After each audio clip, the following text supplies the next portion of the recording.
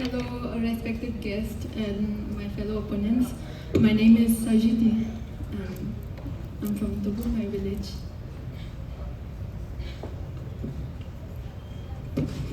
Honorable judges, my fellow debaters, and ladies and gentlemen. My name is Lajini T. Lajio. I am from Chubo, my village. Honorable judges, my worthy opponents, and to you all my audience. My name is Mukho Kape and I am from Punanamai village. Good evening, everyone. Respected judges, fellow debaters, esteemed guests. My name is Louis. I'm from Rebuttal, and yeah, I'm on the movers team today. Honorable judges and my dear opponents. My name is Rebecca Jina. I'm from Krizupi, Chakomai. Honorable judges, chief guests, Meme Maso, and my worthy opponents, a very good evening to one and all. I am Dr. Augustine from Chawinamik.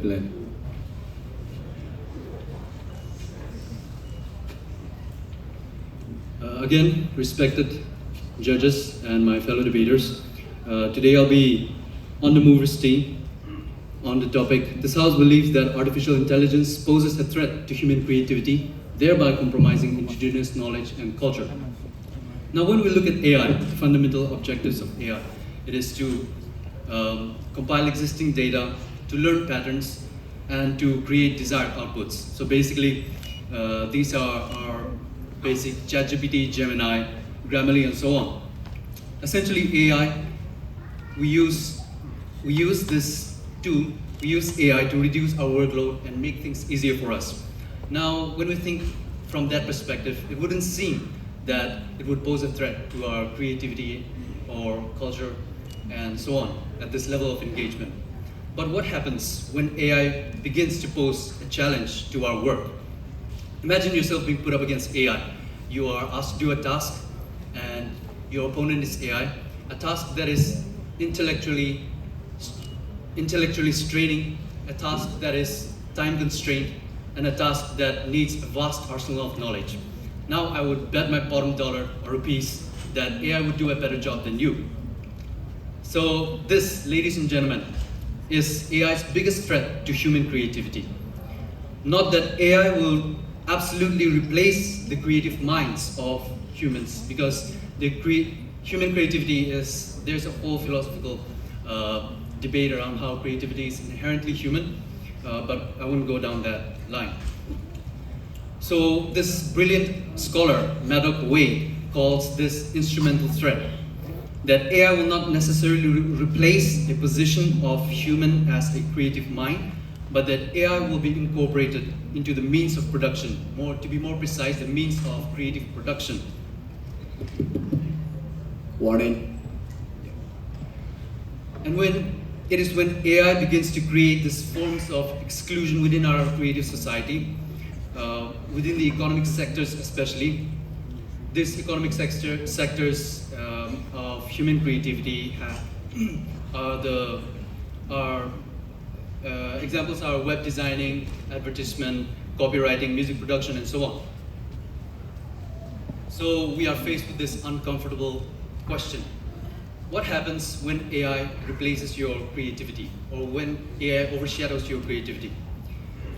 In the same manner, if we think of how AI compromises indigenous knowledge and culture, it is a reality that AI has become so embedded in our society, in our everyday lives, that it threatens to overwhelm our capacity to think and be creative of our culture and knowledge.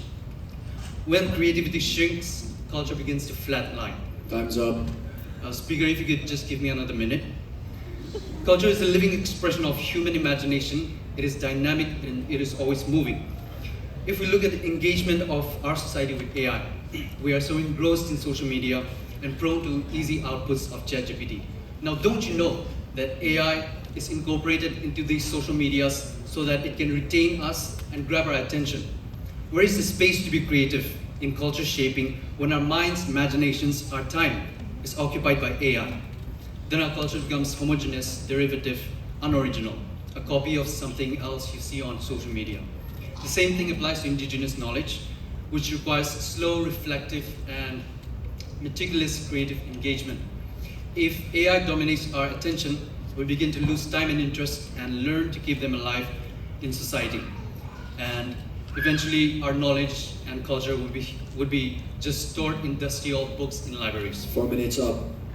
Okay, so this is my point. Thank you.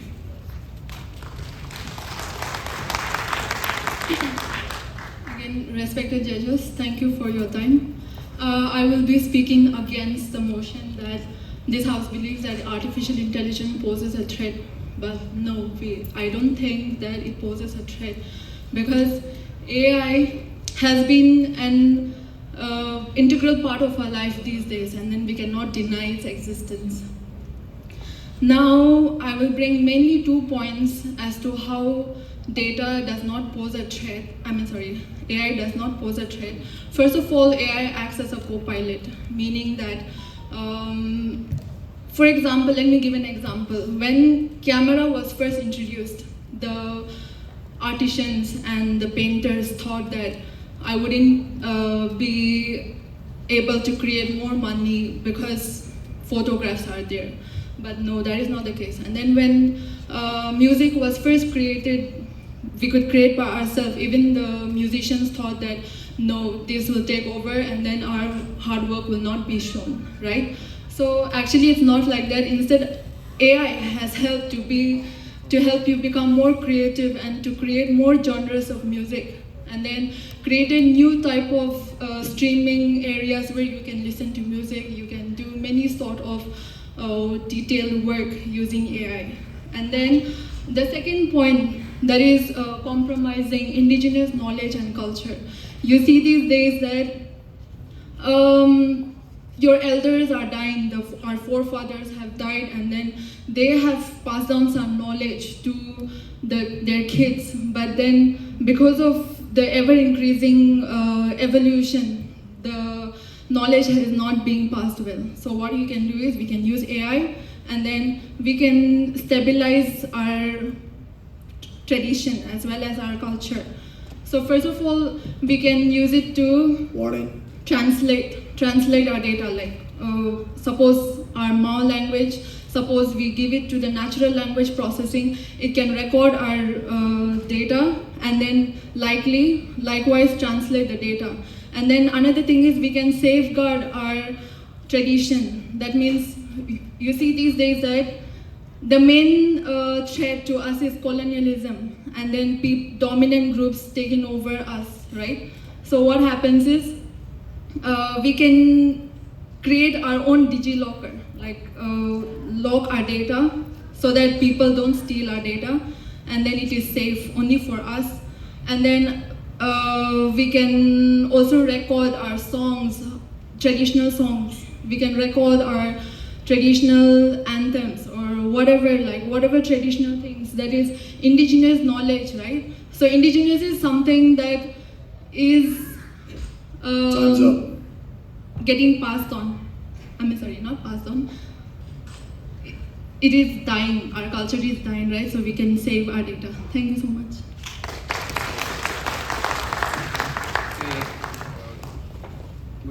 Good evening, judges and respected members and my dear debaters. I know you people know. The House believes that artificial intelligence is a threat to human creativity and thereby compromising indigenous knowledge and culture. Here, first of all, I want to speak about creativity. Creativity is a soul of humanity. It's not an imaginative ideas. It's an imaginative ideas. Like AI machines, it's not imaginative. It creates through existing data. For example, if we want to write a song or create a music, generate poems or anything, if we tell them that ChatGPT or any AI tools, they will never create unique ideas.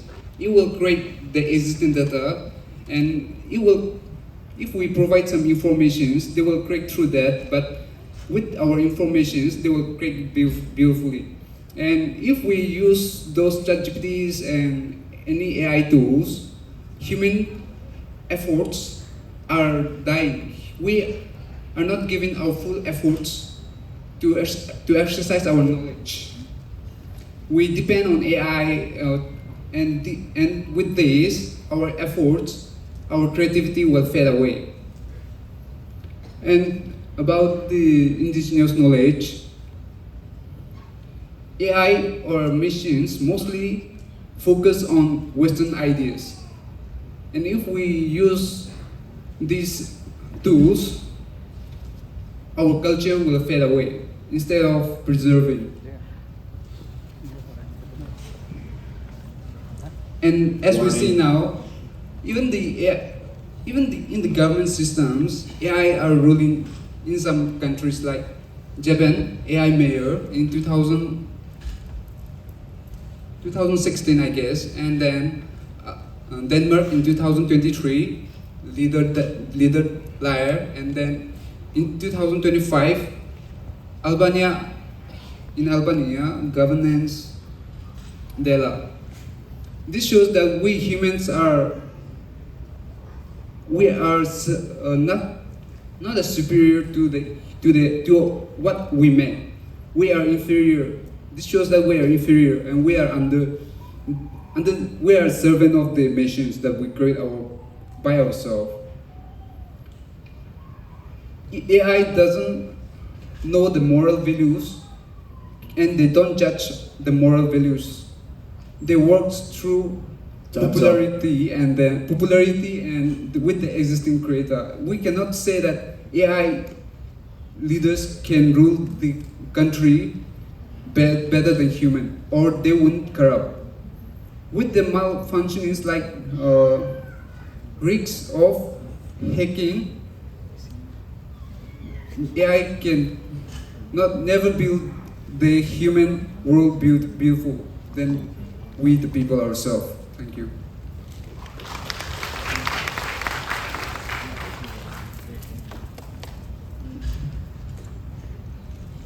So let me begin with asking a very simple question. Does AI really overrides our imagination? As mentioned by our worthy opponent, saying that AI just analyzes the patterns and all those data that we have updated in our digital domains. Isn't this making our simple tasks or those repetitive creative tasks such as transcribing or even making simple graphs when it comes to designing and animations, doesn't that fastens our process of creating more? Like, it gives us more time and more space for us to bring about bolder ideas and also deeper, in-depth narratives. And one of our, as our worthy opponent has also mentioned, that if we are to consider AI as our opponent, why consider AI as our opponent? It is a tool like other tools like internet, computers that have come up with. It is a collaborative tool, not as an opponent for us. We are to use it to leverage its advancements in terms of our cognitive aspects. Yes, computers has come out challenging our physical aspect of in our physical aspect, but AI has come out to emphasize and improve our cognitive part of challenging our cognitive part.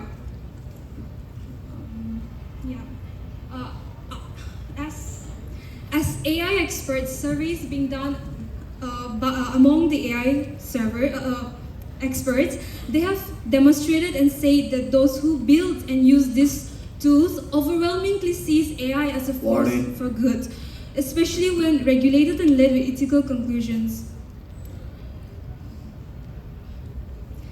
And in terms of addressing regarding the concern of indigenous knowledge and culture,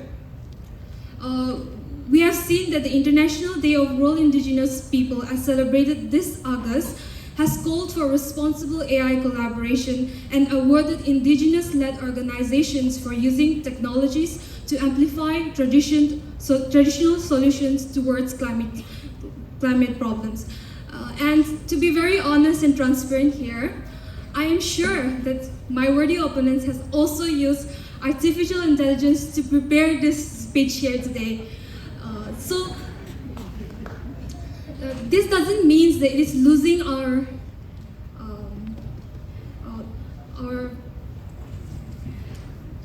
ability to think. Instead, it is Time's up. Instead, it is making it more clear, structure, and elevate our ideas in a better way to express it. So, why are we fearing this change and why are we fearing these changes? Instead, we should use AI in such a way and guide it wisely so that we can leverage AI to the best and shines our knowledge and creativity, our cultural knowledge as bright as possible using the tool AI. Thank you.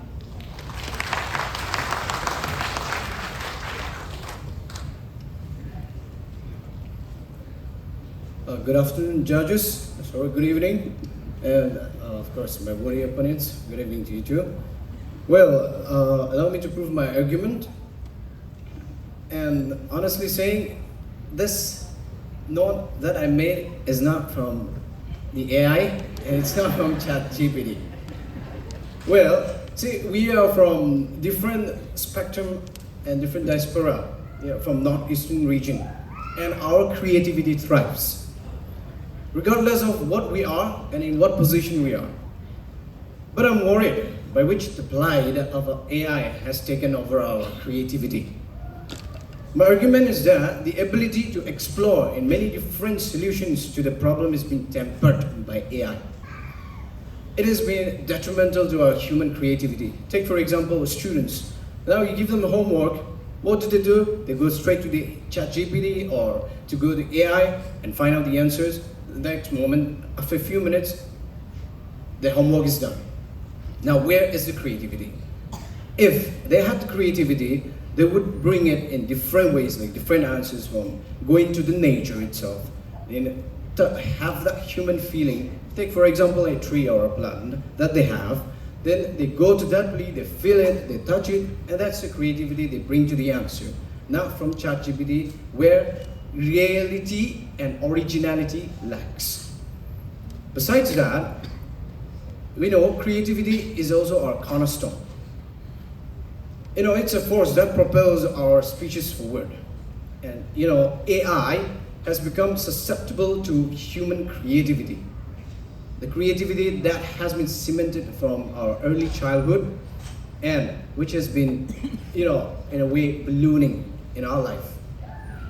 In 2024 research of European Research Studies journal found that AI-based tool has a negative impact on students.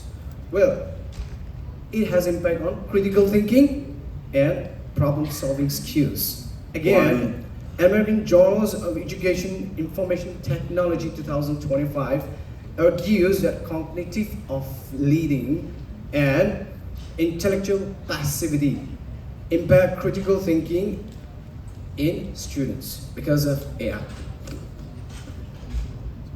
Well, when AI starts to build bridges for the doctors, the nurses, the artists, the lawyers, the surgeons, the accountants, etc. and etc., I don't think we do not need to do anything. We'll just chill, relax, sit down somewhere and enjoy. But currently, AI is just stealing our work of thousands of artists in the world. I'm using the word stealing. We are unequipped to handle this. Kindly give me a minute, please. The troubling communities have far-reaching problems to this instance. The people, those who don't use AI, now are forced to use AI because of these machines. Platforms like Facebook, YouTube, ChatGPT, etc. and etc. are causing serious problem to nowadays youths. It is giving a distortion to the body because they think that people over the YouTube and Facebook are living a posh life or better life than them, and this is an impact to the people, you youngsters nowadays. Thank you.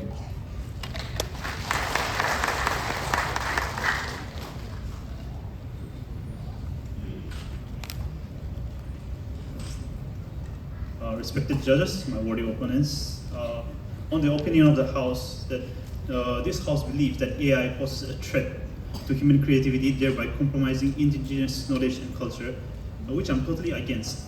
AI is no threat to creativity. AI is just evolution taking its course. We were once afraid of such kind of things like computers and calculators taking, as my fellow opponents have argued, that they are stealing our jobs. Have calculators stolen our jobs? Have computers stolen our jobs? Or would you rather live in a world without computers and calculator? If someone from the audience would ask me, Muko, can you calculate 3,700 into 754? I would say 47. It's wrong, but it was fast. But a calculator would give the right answer. So I wouldn't say they are stealing our jobs, rather than making precision and the importance of correct data in our day-to-day life. And as being a threat to our culture and tradition, our culture by definition is just information shared between the community. The knowledge that and information that we have within our community, that is culture. If someone from our community discovers a better way of making fire in those olden days, we'll follow that, and that will become a culture. And now we must embrace this new found tool, so that this would also slowly become one of our culture. And I would like to quote Ted Ed on this: traditions change, and the way we choose to keep them alive says a lot about our values. Our forefathers were headhunters. You think that headhunting is good? Tradition is also not constant. Tradition changes. Tradition, what we choose to keep them alive, is what shows us to be human beings. If headhunting was still going on, I'm sure I would be in someone else's trouble. I'll be already hanging in someone else's house. Probably in a Rabunamui home. Because I know Rabunamui people won't feel bad, that's why I'm saying this. Warning.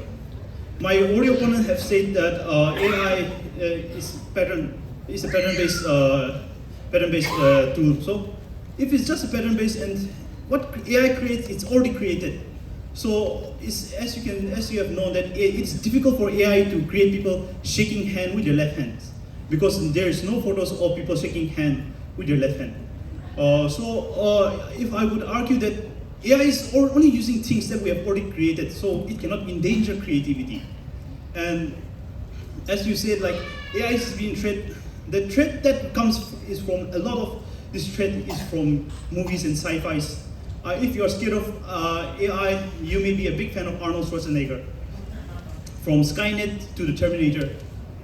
So AI, it repeats itself. It doesn't create. And if you are going to say that AI is not helping in preserving Time's up. Preserving our culture, then it is wrong. For AI is being used to conserve a lot of tradition and culture, from languages to the Maori to the Anui, and a lot of Indian dialects. Thank you. Apologies to the speakers. We have been informed that we are running out of time, so we'll give one speaker each from each group to conclude. 1 minute to each speaker from each group.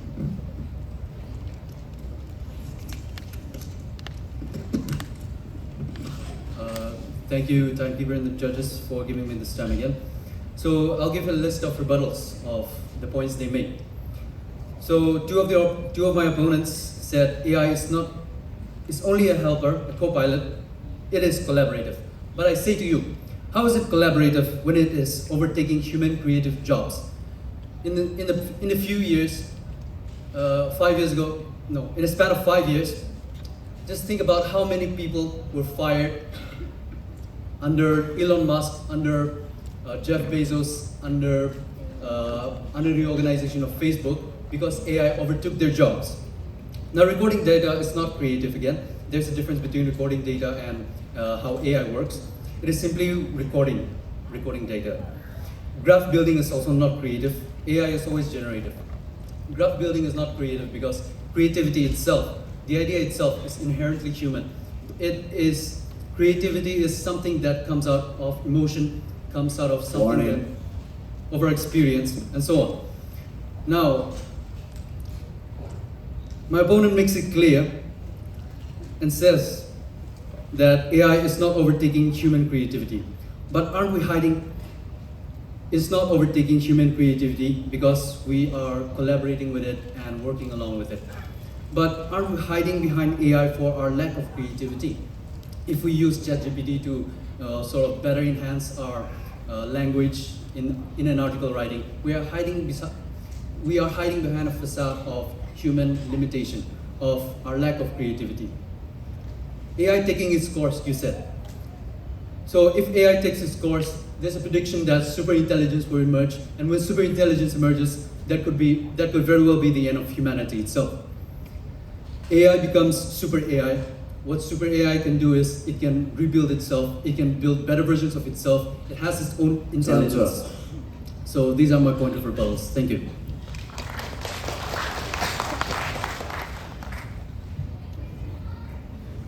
Okay, to conclude our side, he mentioned that our creativity is lost, right? So actually, our creativity is not lost. Instead, when a painter is going to paint a canvas, he's not just going to take a brush and paint it. Instead, imagination is involved, another thinking is involved. But instead of just thinking your own, AI can be used to help you in that manner as well, to create more better canvas, to create more better ideas as well. And then another thing he mentioned is about our data being lost. Our data is not safe, right? So it's actually humans who are creating problems for humans, right? So what does it mean is, when a person is holding a gun, he is not going to shoot unless he pulls a pistol. Instead, what happens is a person shoots, right? So similarly, data cannot do anything by itself. Instead, it includes a person who is controlling the data. So what it means is humans are destroying humans. It's not a problem of AI. Instead, it is the privacy protection of the government. They are not holding our sacred data very well. Instead, they are giving it to other people to just use our data, and then that poses a risk for us. That's it. Thank you. Okay, that concludes our debate session. Thank you, participants. You have spoken well. We will be fair, judge you, and then we'll announce the results in a while. Thank you so much. Later goes to our Mr. Fresher, Laura Augustine.